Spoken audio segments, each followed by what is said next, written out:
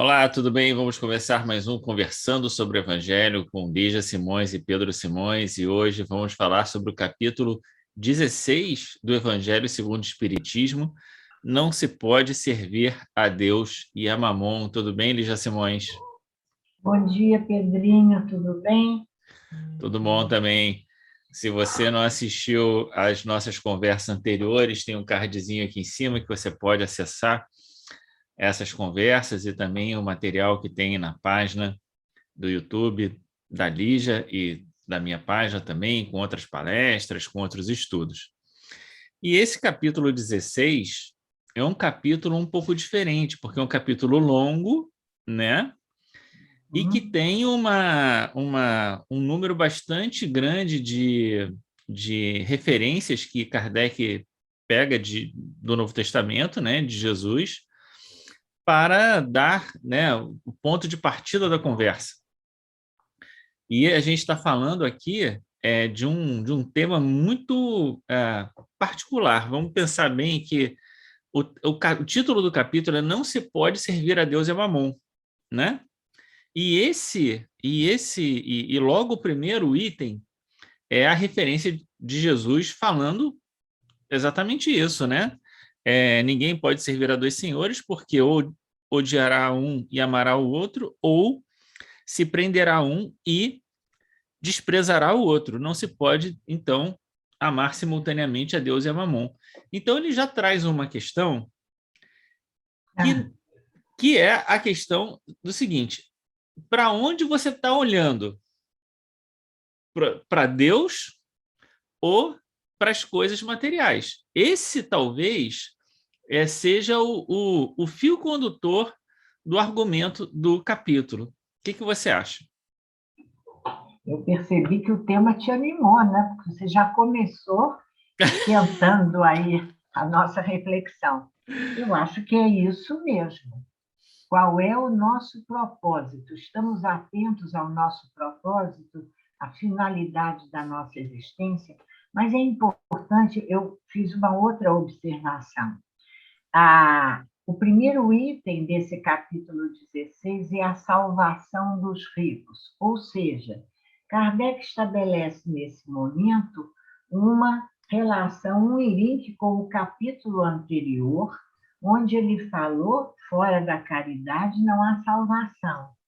E ele agora, quando ele exaltou no capítulo 15 a caridade como instrumento da salvação, ele vai dizer para nós no capítulo 16 o quanto a posse da riqueza pode ser prejudicial à salvação. Então, eu sempre gosto de observar a sequência, como Kardec vai acrescentando para nós conhecimentos. E o que você chamou a atenção sobre a escolha de 6 ensinamentos ou parábolas de Jesus, mostra também para nós a preocupação de Jesus em advertir o homem com relação à ilusão da moeda, que, como você chamou a atenção, desvirtua o verdadeiro significado da nossa vida, a importância da conquista dos bens espirituais. Porque nós, muitas vezes, nos justificamos, falamos de um instinto de sobrevivência, mas eu fiquei pensando, no nosso instinto de sobrevivência, não é? A salvação está enquanto a gente tem na nossa conta bancária. Olha, olha como você disse, um olhar totalmente diverso. E aí, caracterizando a gente ainda como escala espírita, espíritos imperfeitos, predominância da matéria sobre o espírito, não é? Então, só acrescentando um pouquinho, quer dizer, nós vamos ter 6 passagens em que Jesus aborda diferentes aspectos de quanto o mau uso da riqueza pode ser prejudicial ao nosso desenvolvimento moral, aperfeiçoamento e iluminação, e lembrando que em outros momentos, que não foram citados aqui, ele ainda nos adverte: não acumuleis tesouros na terra, onde está o vosso tesouro, está o vosso coração.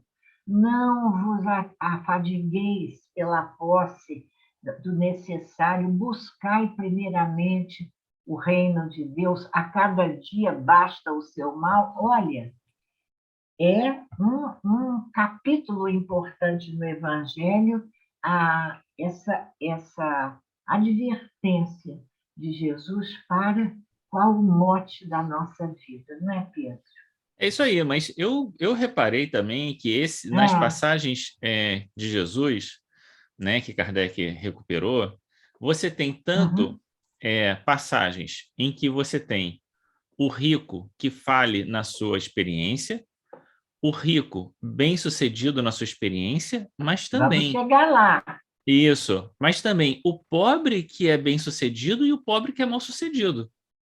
Vamos chegar lá. Exatamente. Porque a gente vai ter logo depois, no comentário do Kardec, a riqueza e a pobreza, né? Exatamente. A utilidade providencial das duas posições na nossa encarnação. Mas nós vamos chegar lá, vamos devagar. Mas eu acho que isso é importante, porque embora a gente sempre dê, né? E aqui também no comentário de Kardec deu uma ênfase de que a prova da riqueza é mais difícil do que a prova da pobreza, né? Ele fala isso com todas as letras, né? Eu acho que o mote aqui não é exatamente falar da riqueza e da pobreza, mas do apego e dessa condição de diferentes provas, não é? Que colocam para nós a questão: para onde nós estamos nos dirigindo? Qual é o objetivo central da nossa vida? Certo? Por quê?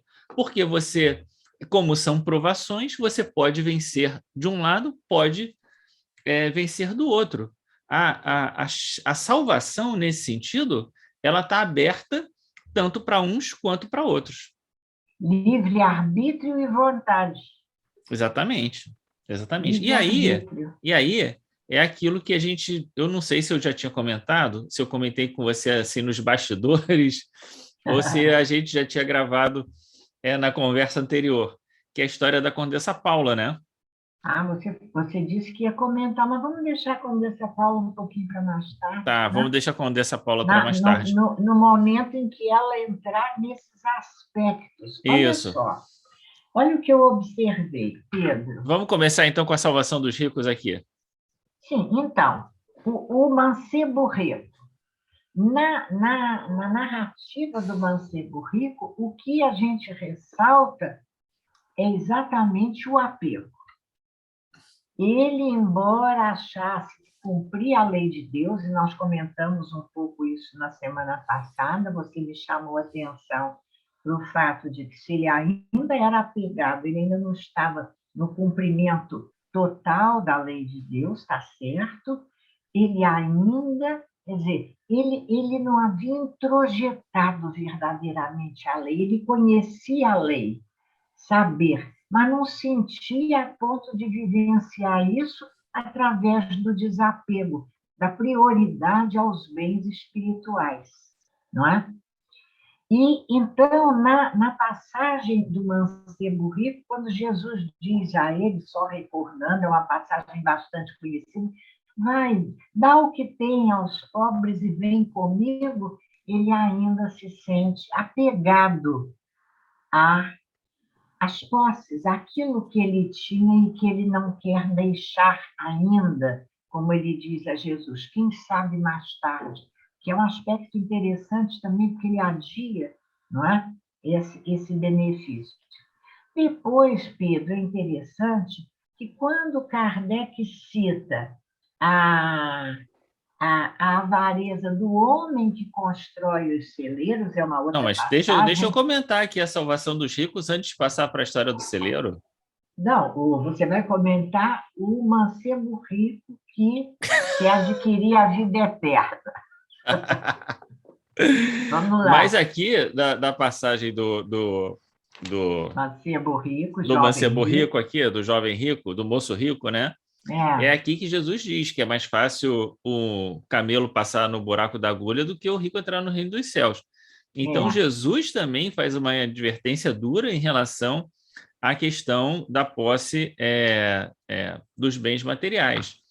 E aí tem aquela questão que a gente já vem comentando, e que é a questão do apego, que o desapego é a abnegação, não é? A abnegação vem nos seguindo, praticamente todos os capítulos a gente em algum momento fala da abnegação, né? Que está relacionado com o desprendimento dos bens materiais, que também é um tema que eu venho reforçando aqui nesse sentido. Olha, você é uma pessoa boa, você é uma pessoa amável e tudo mais, mas se é pegado aos bens materiais, se você não consegue se desprender deles, se você não consegue perceber a dificuldade do outro e ver que vale mais a pena atender o outro do que ficar segurando aquilo, né? Então, é isso, você não entendeu ainda as coisas de Deus, né? Ainda não... Então, a questão do desapego aos bens materiais, ela pode parecer fora do contexto do amar ao próximo como a si mesmo, mas ela não está fora desse contexto, porque você não faz caridade verdadeiramente sem abnegação. É verdade. E a Agora vamos para o outro. Não, a grande dificuldade, a gente pode estabelecer já um link com o nosso item 7 de hoje. Por quê? Por que é tão difícil esse desapego? Aí já é Kardec que vai comentar, e você veja, eu grifei, iluminei, como eu gosto de dizer, com o lápis na mão. Vamos grifando. Item 7. Olha o que Kardec diz para nós.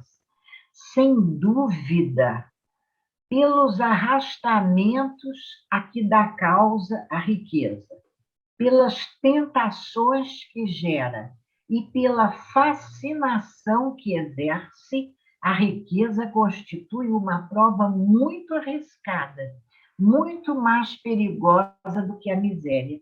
É o supremo excitante do orgulho, do egoísmo e da vida sensual. É o laço mais forte que prende o homem à terra e lhe desvia do céu os pensamentos. Gente, se a gente não entender com isso, lê de novo, né? Lê de novo, lê em voz alta. Porque Kardec aqui coloca exatamente o que você falou. Por que é tão difícil? E muitas vezes, como eu chamei a atenção anteriormente, nós justificamos dizendo, não, mas eu tenho a obrigação de cuidar da minha sobrevivência. Aí entra um estudo que nós vamos fazer em algum momento, numa outra ocasião, que é o necessário supérfluo em nossas vidas, né? Mas isso não é o tema de agora. Mas que não deixa de ter um link com esse homem que acumula os grãos no celeiro, achando que ele estava o quê? Garantindo o seu sossego, né? Pronto, agora minha alma descansa, repousa. Olha, a materialidade. Repousa, come, bebe e goza. Nada mais material. Mas deixa eu só fazer 2 comentários antes disso. Não, eu deixo sempre. Eu gosto de te ouvir, vai lá. Agora até me perdi aqui da conversa.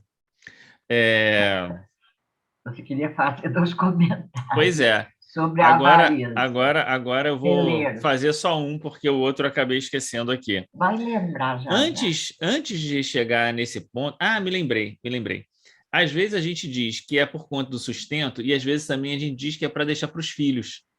Né? É verdade. Eu vou juntar... Mas é garantir o sustento dos filhos, né? O nosso dos filhos, né? Também tem isso.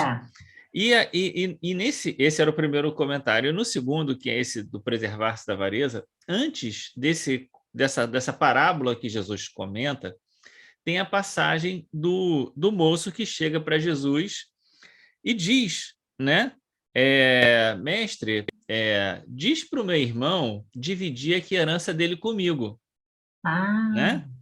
E aí Jesus diz, quem me designou para vos julgar ou para fazer a vossa partilha? E aí ele vai dizer: tende cuidado de preservar-vos de toda avareza, porquanto, seja qual for a abundância em que o homem se encontre, sua vida não depende dos bens que ele possua. A grande questão é que essa vida que Jesus está se reportando é a vida material ou é a vida do espírito? Certo? É a vida moral ou é a vida material? Né? Porque mais na frente vai ter aquela passagem. Como é que é? Não vos preocupeis com o dia de amanhã, porque a cada dia baixa o seu mal. Isso. Né? Não Então, vos quando Jesus está falando afazeis. aqui, e ele está dizendo, olha, a sua vida independe dos bens que você tenha, ele está falando, a mim me parece, da vida moral. Porque Da a vida moral. salvação não depende dos bens que você tenha. Então, por que eu vou me meter se você vai ficar com mais um pedaço de terra ou menos um pedaço de terra? Isso não importa para a sua salvação, para a sua felicidade, para você entrar no reino, não é? Então, esse aspecto aqui me parece muito importante nessa passagem. E há Porque dois depois... outros aspectos. Oi, fala, termina. Não, porque depois Jesus vai exatamente contar a parábola do moço que faz os celeiros, né? Que era o que você Isso. estava comentando, e vai dizer, repousa, come, bebe, goza, que a gente vê tantas e tantas pessoas querendo isso, né? Achando que nisso está o que vai sustentá-las. É muito interessante nessa passagem que você trouxe, porque aí há dois conceitos bastante importantes. E um deles é essa ideia da abundância que é citada, né? De que abundância Jesus fala, quer dizer, abundância de tesouros espirituais. E muitas vezes nós não percebemos que na restrição a alguns recursos materiais, é aí que nós encontramos a oportunidade da abundância dos bens espirituais. É. Essa ideia da abundância é muito bonita, ela está muito ligada à gratidão à vida, a gratidão pelas oportunidades, mas é uma abundância, esse é um outro comentário, abundância de recursos. Que abundância nós buscamos, não é verdade? Porque aqui, para o nosso avaro, né, este homem, pobre homem avaro, quer dizer, acumulou tesouros na terra, como consigna Lucas, mas não é rico diante de Deus. Que é exatamente a Deus e a Mamon, né? Quer dizer, se você gasta o seu tempo, a sua prioridade da sua vida, os seus esforços, em um sentido, você está desviando do outro, do outro sentido da Exatamente. vida, né? Então a gente Escolha, deveria, livre-arbítrio. não é que a gente não devesse prestar atenção de um lado, mas a gente precisa exatamente equilibrar a balança, né? É verdade. Então, olha, dois aspectos. O primeiro, o desapego. O segundo, a avareza. Agora vem a Esses parábola. são os exemplos, do rico que faliu, né? Sim, Agora a gente pelo vem para o rico que foi bem mal sucedido. rico. Não, agora, Zaqueu. não, sim.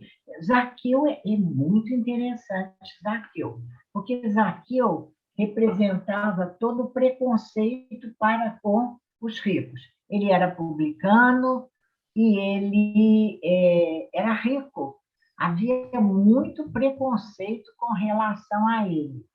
Mas para a gente falar de Zaqueu, que para mim esse ponto de Zaqueu é o ponto mais próximo. Você vai me dar uns minutinhos para eu desenvolver o meu raciocínio e ver se você concorda comigo.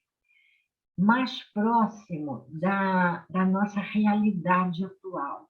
Veja, eu fui olhar o Evangelho de Lucas. Lucas, ele dá muita atenção a essas passagens do uso da riqueza, né? Ele consigna algumas que nos outros evangelistas não estão registradas. Nesse início do capítulo de Lucas, né?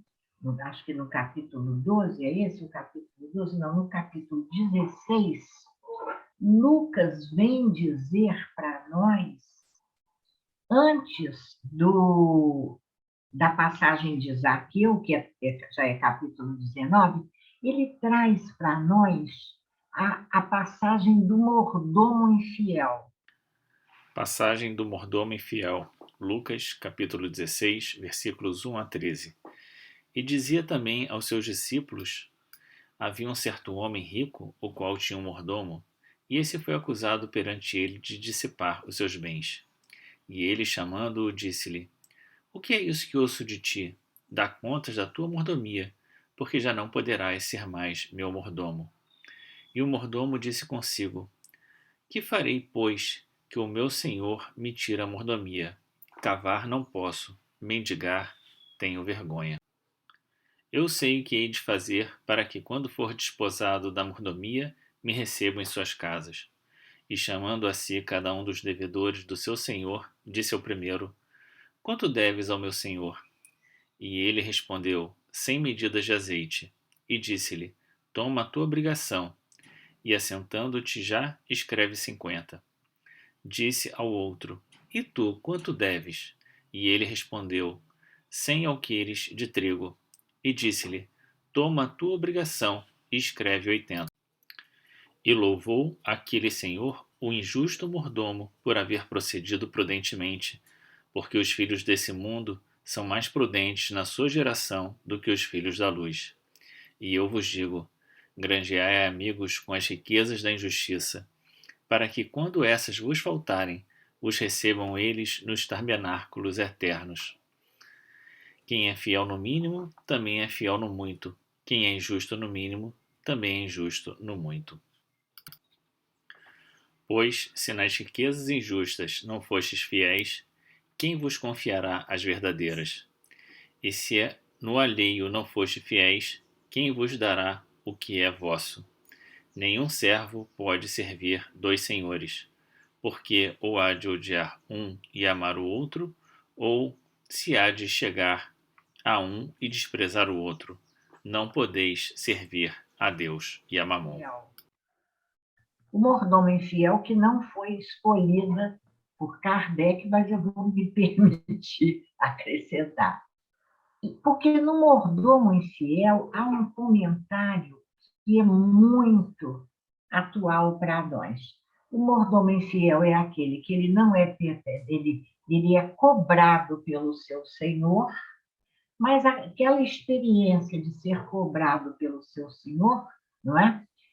Faz com que ele haja de maneira diferente na relação com aqueles que deviam a ele. E ele, então, suaviza a cobrança. Você me deve 100, olha, basta, paga só 60 que está bom. Você me deve 80, paga só 40 que está bom. E o senhor presta atenção na atitude do mordomo e fica surpreso com aquela atitude. E é quando diz uma afirmativa, o senhor, que é muito importante para a nossa reflexão e que vai nos ajudar a compreender Zaqueu. É quando o Senhor diz, da importância, Jesus diz, aproveitando a narrativa, granjeai amigos com as riquezas da iniquidade. Quais são as riquezas da iniquidade? São os bens materiais. Riquezas da iniquidade são os bens materiais. A gente poderia desenvolver todo um raciocínio com relação a isso.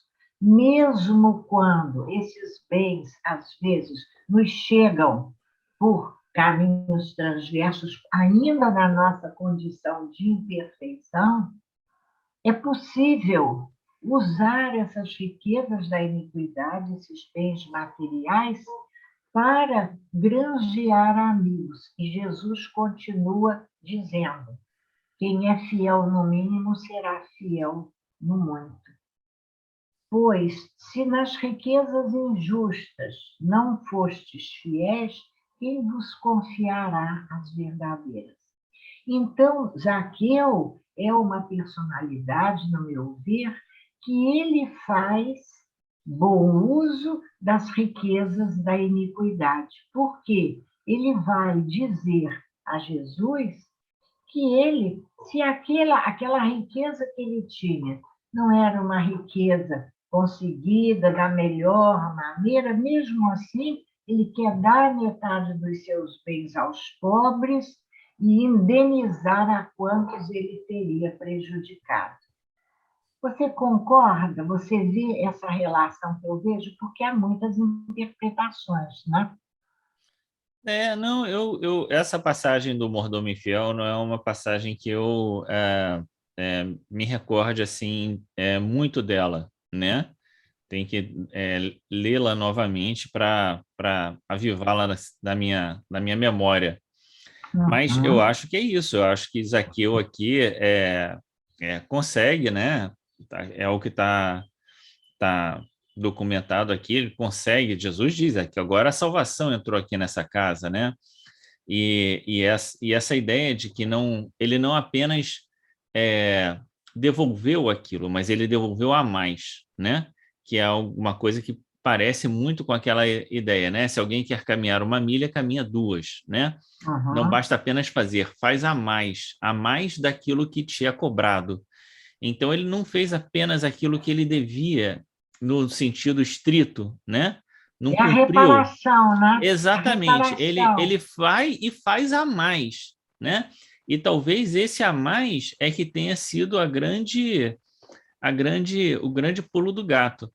Mas eu acho também aqui, nessa passagem, que tanto no caso de Zaqueu, que é um publicano, quanto do samaritano, que também era visto, né, como uma Mal visto. pessoa, era mal visto, Jesus vai colocar nessas pessoas os atos virtuosos, que é uma aparente contradição, né? É, Do nosso ponto de vista, assim, poxa, essa humana. pessoa é uma pessoa mal vista, ué, mas ela que se salva, é o samaritano que se salva. Por quê? Porque mais do que os atos exteriores, aquilo que a gente estava falando, ou mais do que o conhecimento racional e intelectual, o que de Isso. fato salva é aquilo que é feito, né? Aquilo que se É faz. atitude, Exata, atitude. exatamente. Agora, essa parábola, é só acrescentar isso do mordomo infiel, você sabe onde é que ela é importante? Veja que Jesus conta a parábola do mordomo infiel, grajeai amigos com as riquezas da iniquidade, e no final ele termina assim: se no alheio não fostes fiéis, quem vos dará o que é vosso? Nenhum servo pode servir a dois senhores, porque há de odiar um e amar o outro. É com a parábola do mordomo infiel que ele introduz o Ah, não podeis servir a Deus e a Mamon. mas então está aqui nessa página 16, 13? É, É, é anterior. É então tá. Eu vou, anterior. eu vou depois colocar Exatamente. a passagem do mordomo infiel aqui no meio da nossa conversa, Aham. para que quem não conhece a parábola, que não é uma parábola tão conhecida, possa ler também e saber do que a gente está tratando. É ela que introduz o não poder Aham, servir a Deus e a entendi, Mamon. entendi. Então é isso. Vamos para o mal rico, então? Vamos para o mal rico. Ai, ai, Ele ai. tá... Essa Ai, ai, parábola ai. do mal Diga. rico é ótima, porque é a parábola de Lázaro, né? Ressalta o quê? A falta de percepção da vida espiritual. E aí vem Jesus mostrar, olha, ele foi distraído na vida, ele vivia sem atentar para o bom uso da riqueza. Olha o que aconteceu depois. É. Mas Jesus eu, mostra, eu ele não acho está que nos ameaçando, ele mostra a consequência. eu acho que essa passagem, Ah, o melhor título para essa passagem, com todo respeito respeito. a Kardec, sem ofensa, né? Seria o bom pobre. Porque, na verdade, Mas não é é isso que Jesus Lázaro. quer Lázaro é o mostrar. cara. Ao invés de ressaltar o rico que se distraiu e não se deu conta e acabou, né? Como o avaro, né? Como é que é? Repousa, come, bebe, dorme e esqueceu do moço que estava à sua porta, né? Aham. Aquele moço que estava à sua porta, ele conseguiu a salvação, né? Então, aqui é uma das passagens em que o pobre, né, consegue a salvação. Consegue a consolação, e tu estás nos Não, tormentos, peraí, pobre mas ele é homem. mais do que a consolação, né? Ele consegue, Quem ele diz a tá, consolação é Jesus né? aqui É na porque ele está com passagem. Abraão, né? É o símbolo máximo daquilo que ele podia alcançar, né? Mas, enfim, Aham. vamos lá. A gente está, então, vamos olhar primeiro para o homem rico, que não tem nome, né? Porque é, Lázaro É era o um... mendigo, né? E Isso. Lázaro, é, como avaro, come, repousa, come, bebe e goza e esquece Lázaro não, o homem rico. o homem rico, exatamente. E É. esquece Lázaro, né? Que estava ali à sua Nem porta, enxerga Lázaro, que estava ali comendo as sobras dos cachorros, não é isso? os cachorrinhos, é. Você sabe que essas migalhinhas de pão é porque eles tinham hábito, o pão, eles limpavam a boca com o pão. Era como fazer o pão de um guardanapo. Limpavam a boca e jogavam Ah, fora. Então, entendi. imagina, ainda era uma migalha assim, sujinha, né? E aí, chegando no mundo espiritual, as posições se invertem, né? Agora apareceu a consequência. É muito parecido com a mensagem da rainha, que é a mensagem do capítulo 2, né?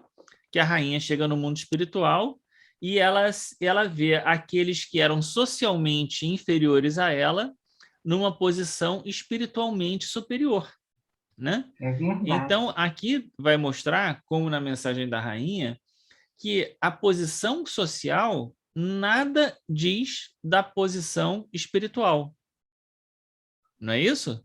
É verdade. E que mesmo uma aparência da pessoa que está ok com a sociedade não diz nada sobre a sua relação com a lei de Deus. Né? E Por... é interessante, Pedro, porque muitas vezes a gente diz assim, no nosso olhar distorcido: ah, não, Fulano é um cara de sorte, Deus abençoou Fulano, olha as riquezas que ele possui. É a história. Agora eu vou contar a história da Complicado, né? A Condessa gente Paula, né? acha. Eu Agora ia eu vou. deixar a Condessa Paulo para o happy end, Ah, quando a então tá bom. gente Então falasse eu vou deixar para o final a Condessa Paula. da utilidade providencial da riqueza, Tá que o bom, vou nosso deixar. tempo já vai adiantar. A última passagem de Não, Jesus. peraí, né? Calma. Eu não Eu estou posso passar calma. por essa parábola aqui de Lázaro Mal sem fazer rico, outros comentários, né? diga. Porque não é só o fato de Lázaro, do homem rico, ver Lázaro no seio de Abraão. E um está Sim, sofrendo e o outro está feliz. ele Lázaro quer que avise aos provavelmente. filhos. Oi? Ele quer que Não, avise aos filhos. mas Antes. calma. Os filhos vão chegar. Tem um detalhe importante que a parábola não diz. Lázaro não deve ter reclamado da sua posição, não é? Não parece, não aparece. É Não, porque o não, foco é o mal rico, Pedro, não é Lázaro. exatamente. Mas um aspecto importante é o abismo existente entre eles, Aham, não é? Um abismo moral. E esse abismo moral, ele é muito importante porque a gente pode estar juntos, não é? Você pode estar junto com uma pessoa, mas existe um abismo moral entre um e outro, de forma que eu não posso passar para você a minha paz e nem pegar de você a sua perturbação, não é? O seu sofrimento, eu não... E veja, não há nenhum movimento de dizer, olha, a gente vai aí... Não vai aí nada. Você vai ter as suas experiências e cada um tem as suas experiências. E há um abismo, né, intransponível. É a passagem aqui, né? Muito bem. Aí o moço rico diz, né? Ainda ali, muito animado por conta, né, de que ele mandava e desmandava, diz: Abraão, manda Lázaro lá avisar para os meus irmãos, né? E Lázaro vai dizer, e Abraão vai dizer: olha, sinto muito, né? A gente não vai fazer isso. E aí é que é uma questão importante para a gente, porque o conhecimento das verdades de Deus, dos ensinamentos, nós já temos, né? Se nós, como o moço rico, estamos distraídos daquilo que precisamos fazer, não vai vir uma intervenção divina nos chacoalhar ou nos advertir. Não, não, não. A advertência já está aqui na hora que a gente faz a leitura, na hora que a gente faz o comentário, na hora que a gente escuta, né, um outro comentário. Aqui já está a interferência. É isso que Abraão diz para o homem rico, né? Olha, eles também têm Moisés e os profetas. Pronto, é isso aí. Né? É esse o jogo para todo mundo. E hoje a gente já tem uma condição que a gente não tem só Moisés e os profetas. A gente tem Moisés, os profetas, a doutrina espírita, né? E se ainda assim a gente está... E temos a voz da nossa consciência. Isso. E se além de tudo a gente ainda está distraído... É escolha. É escolha. É escolha. Vamos para aqui para a parábola dos talentos. Dos talentos. A parábola dos talentos e ainda um outro aspecto. Você veja, depois dele falar das consequências na vida espiritual, na parábola dos talentos ele fala do que antecede. Nós reencarnamos recebendo talentos, recursos de Deus de acordo com nossas capacidades.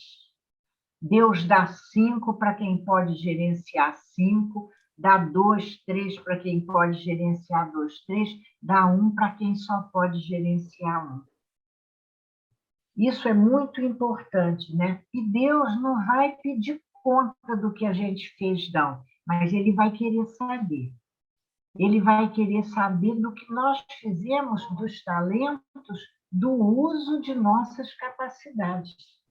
Porque quando a gente vê que Deus dá o talento em forma, aqui na parábola dos bens materiais, claro que se a gente faria uma digressão enorme se falasse de outros talentos espirituais, mas não é o caso aqui, não é o que está sendo enfocado. Aqui está sendo enfocado o talento material para o bom uso das nossas capacidades. Aí fechando pela consciência do real propósito da nossa vida, não é, Pedro? É isso aí. E se a gente pensar assim, a gente vai ver uma coisa curiosa que eu só me dei conta agora quando eu estava relendo aqui para a nossa conversa. Que se a gente for desse ponto de vista que você está trazendo, quem tem 5 talentos é o rico. Quem tem um talento... É o considerado rico. É o considerado rico. Olha quantas coisas ele pode fazer, não é? E um talento é o pobre. Mas, veja bem, é um talento que enterra o talento. Então, nesse sentido, essa passagem ela está mostrando que aquele que tinha 5 vem, né? Como é que ele diz, né? Vem para o seu. Foste fiel no pouco, te darei muito mais, porque toda a riqueza na terra né? Os talentos que a gente tenha. Faz bom uso daquilo que tem, né? Então, foste fiel no pouco, te darei muito mais. Com o 2, ele fala a mesma coisa, portanto, exatamente aquilo que você estava falando, não há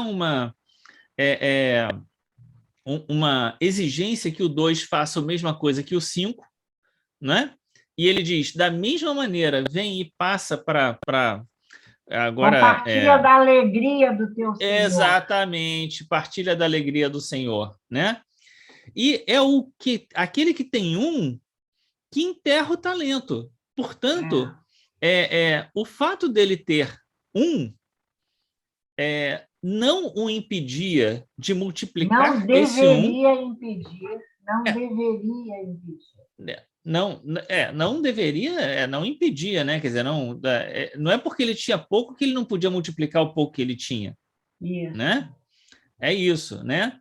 E aí tem duas questões que eu acho que são bem legais, porque uma companheira nossa, a Lígia, que nos acompanha muito, ela fica um Sim. pouco indignada com essa passagem, porque ela diz É? assim: poxa vida, mas é provável que eles tivessem níveis de consciência e de conhecimento diferentes, né? E, portanto, Aham. um acaba aproveitando mais e o outro acaba aproveitando menos, né? Mas, no caso aqui da passagem, aquele que tem pouco, ele diz: Senhor, eu sei que você é um Senhor severo, que colhe onde não planta, não é? Aqui, ceifas onde não semeaste e colhes onde nada pusestes. Então, ele não era ignorante em relação ao Senhor e as possibilidades que ele tinha de multiplicar aquilo em nome do Senhor, que ceifa onde não colhe, né? Que não ceifa onde não, como é que é? Ceifa onde não semeia e colhe onde não plantou, né? Plantou. Então ele não era ele não era um ignorante, mas ele teve receio, ele falhou porque ele teve receio. E quantas vezes a gente tem receio, a gente falha, a gente acaba tendo o resultado negativo disso em nossas vidas como um aprendizado para o nosso amadurecimento. É Isso poderia verdade. se dar tanto com um 5 quanto com um de 1, não é? Qualquer um deles estaria sujeito, porque Isso, é a questão do livre-arbítrio da vontade. isso. E aí ele termina com aquela passagem, né? Então, muito se dará aquele que tem, e aquele que nada tem, até isso lhe será tirado, né? Será lançado nas trevas exteriores. O homem lá, o mal rico de Lázaro, estava lá ele, nas trevas exteriores, bem longe de pai Abraão. Mas eu gosto dessa passagem do que aquele que nada tem, até isso ele será tirado, porque é essa ideia de que todos os recursos que a gente acha que tem, não é? São concessões divinas. E se a Não é gente nosso, são não faz, empréstimos. são empréstimos. E se a gente não faz bom uso daquilo que nos é emprestado, a gente perde o empréstimo, né? A gente tem que devolver. E aí torna a nossa possibilidade para frente um pouco mais difícil, né? É verdade. É isso? Muito bom. É isso. Vamos terminar por aqui hoje? A gente comentou algumas coisinhas das mensagens de Kardec aqui antes da instrução dos espíritos, mas aí a gente complementa isso Podemos, não, são muito importantes. Sim, Então, na claro. semana que vem, a gente vê, junto às instruções dos espíritos, os dois comentários de Kardec. Mas vamos encerrar você nos falando da Condessa Paula. Da Condessa Paula, que eu queria falar, mas não é também grande coisa que eu queria falar da Condessa Paula. Não, é linda, é linda. Como não? Você está desmerecendo a Condessa Paula? De forma nenhuma, de forma nenhuma. Talvez eu não tenha me apropriado devidamente de tudo que ela falou. Mas o que eu acho que é mais importante nesse caso é que a última encarnação dela foi como uma condessa, então ela era uma pessoa que tinha, né, muitas posses, riquezas, poder, tudo, né? Ela morre, inclusive, jovem, se não me engano, ela não... Ela né? tinha bens materiais. Mas não é só bem material, ela tinha bens materiais, poder, né? Às vezes o poder é tanto ou mais, né? Porque vem associado, né? Com a questão do status, né? Era uma condessa, né? Então ela tinha tudo para ser uma pessoa de soberba, uma pessoa, né? É como a rainha da história da rainha do capítulo 2, né? E aí ela consegue passar bem pela encarnação dela, vencendo todos esses obstáculos da pobreza ou da riqueza, mas ela vai dizer que antes dessa encarnação como condessa, ela teve várias encarnações de dificuldades, né? Que a gente Pobreza. supõe que sejam dificuldades financeiras, inclusive, passando por pobreza, por limitações, né? Até que ela sentisse que o espírito dela estava maduro e suficientemente preparado para a prova da riqueza. Enfrentar a prova da riqueza. Exatamente, para enfrentar a prova da riqueza. Então, a riqueza ela deveria ser olhada para a gente com muito cuidado, com muita atenção. A gente vai ver na próxima conversa que a gente não deve desprezar a riqueza, né? Se a gente é uma concessão de é uma Deus, concessão. né? A gente, como os 5 talentos, a gente tem que usar a sabedoria, o nosso, né, para multiplicar aquilo que nos é oferecido e não usar como o moço avaro, né, que está pensando apenas em repousar, comer, beber e gozar a vida. É isso aí, olha que beleza de capítulo. Você não deixa de colocar as referências da Condessa Paulo em O Céu e o Inferno, não é? Para que todos possam aproveitar a experiência da Condessa e vamos, se Deus quiser, na semana que vem, continuar com esse importantíssimo capítulo falando sobre a utilidade providencial da riqueza, não é? E que Jesus nos permita, não é, Pedrinho, nós agradecermos a Deus nesse dia de hoje, depois desse estudo tão importante, a abundância de bênçãos e recursos de Deus na nossa vida.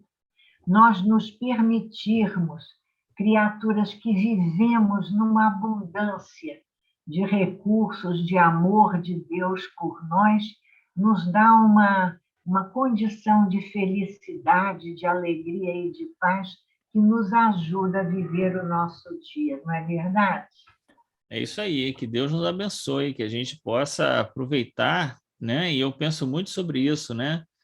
Quantas concessões, quantas bênçãos nós temos recebido ao longo das nossas vidas, o quanto a gente deve agradecer por tudo isso, não é? E principalmente pela fortaleza, né? E pelo apoio, pelo sustento moral que a gente tem através do estudo da doutrina espírita, aí dos centros espíritas, né? Que sempre nos fortalecem, como um grande incentivo para a gente, olha, agora, agora é a hora da virada, né? Agora é a hora da gente tudo isso que você despertar, né? falou, tudo isso que você falou, e mais a possibilidade de dialogar com o filho como você. Pois é, pois é.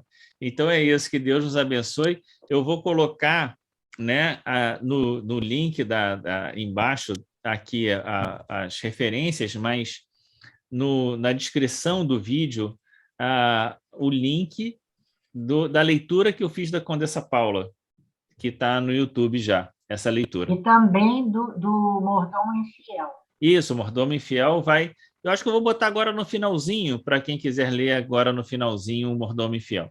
Tá bom? Tá ótimo. Então, que Deus nos abençoe a vida, todas as bênçãos que tivemos. Tenhamos muito, tenhamos pouco, não importa. Não é isso que importa para a nossa vida verdadeira. Que Deus nos abençoe, que a gente tenha uma semana de paz, que te abençoe a você que está nos escutando, sua família, sua casa, sua vida, e que a gente possa estar aqui na próxima quarta-feira para mais um estudo. É isso? É isso, até quarta. Um grande abraço, tchau.